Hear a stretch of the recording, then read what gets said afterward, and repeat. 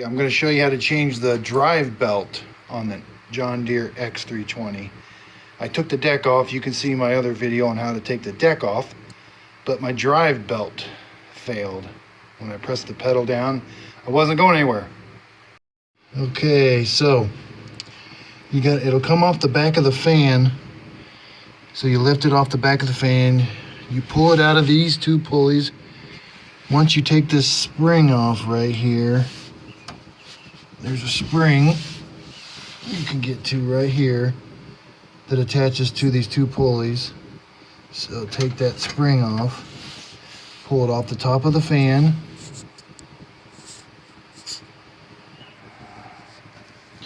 Then you can take it off the pulley, come off the bottom of the engine.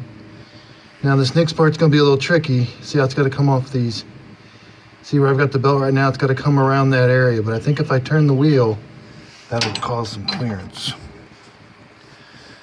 So I turned the wheel all one way, and let me see if I can get it off this one side first. I jacked it, but I don't think you have to jack it up, but made it easier to turn the wheels. Okay, I had to jack it up a little bit more so I could get my impact gun underneath there. But this is a 16 millimeter. If you put a 16 millimeter right there, you can hold that. And then that is 11/16. So let me give that a try now.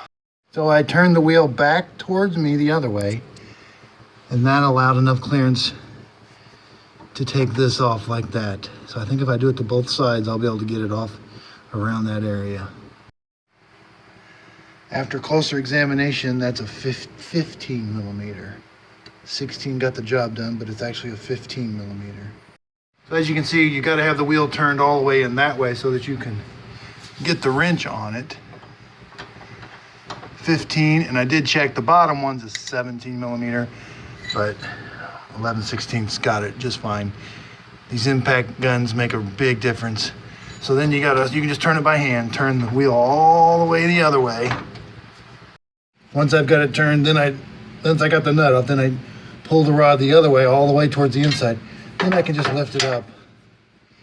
And then I can get my belt around the steering column. So with both arms disconnected, I can now pull that around and around. That'll get me up through there. Now, since I got it off above the fan, off the two back pulleys, I can just pull it. Oh, got another snag. I bought this replacement belt, Stens, off of Amazon. It was about half the price. It looks pretty sturdy. I'm gonna give it a try. I stretched them out. They're roughly the same size, so I'm gonna give this one a try. I think it looks like it's pretty sturdy. I think it'll do pretty good. It is half the price. I think I got it for 22 or 23 off of Amazon, and the John Deere wanted about 50 bucks for the belt, even on Amazon. I don't know if you can see this or not, but I do a lot of mowing around woods. So we got lots of branches, and I just mow them over. It cleans the deck out. But looks like a piece of wood got caught in my pulley, and that might have been what caused my ultimate failure. But I know the belt was really, really worn, but it did seem to be working, but it finally came off. So I got to pry out that. So you may want to look for a piece of wood inside your pulley.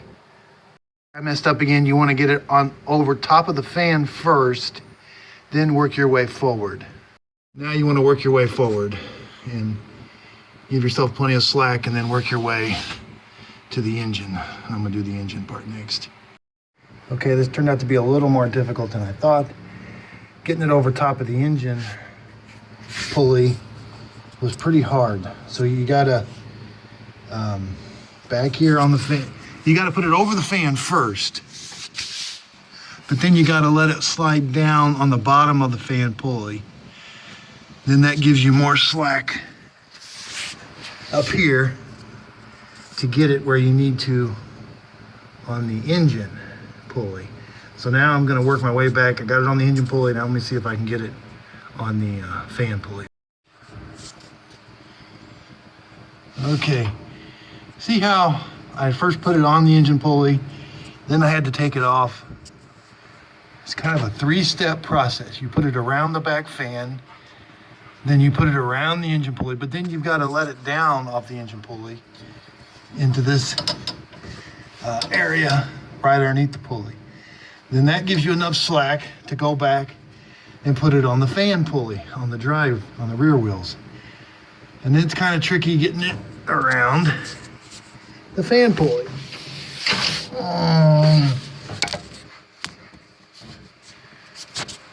So I got it around the fan pulley, but the other side it gets hung when you're on the bottom of the fan pulley. It gets caught between the pulley and the case of the transmission, so it's kind of tricky. So now I've got it on the fan pulley, and I'm going to go back and put it on the engine pulley now.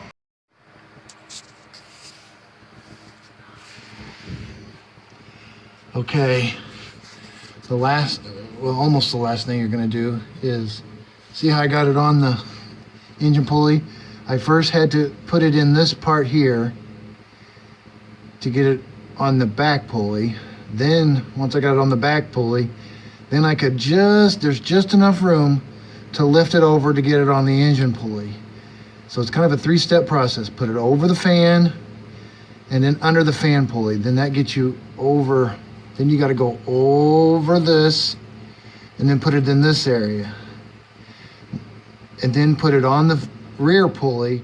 Once you're on the rear pulley, then you can come, and it was just enough room to lift. I had to kind of I pull it, and it kind of just fell in. So you didn't need any tools or anything. There's just enough room. Now the last thing is going to be to get it on these pulleys here. So I think it goes like this, and then here, and then there's a spring that holds that like that. That's the tensioner. That's going to be fun, but I'm going to give that a try next, and I'll let you know how it goes. Okay, this is proved to be quite difficult, but I've got to start, and I've rotated this way. I think that's going to help me. I'm going to get this one on first, and then I think when I rotate this way, that's going to help me get this on, and then I'll put that spring in there, and that's what's going to hold the tension. Okay, that one did prove to be a little difficult, but I was able to if you just push it on with a screwdriver, not to point it in, but I used the back end, I was able to just push it on. Now I got to work on this one. And it's a little more tighter, so. Lily! Okay, that went a lot easier than I thought. I found a little trick. If you turn this way, so as you're turning the pulley, push on the belt, and the belt just slipped right in there.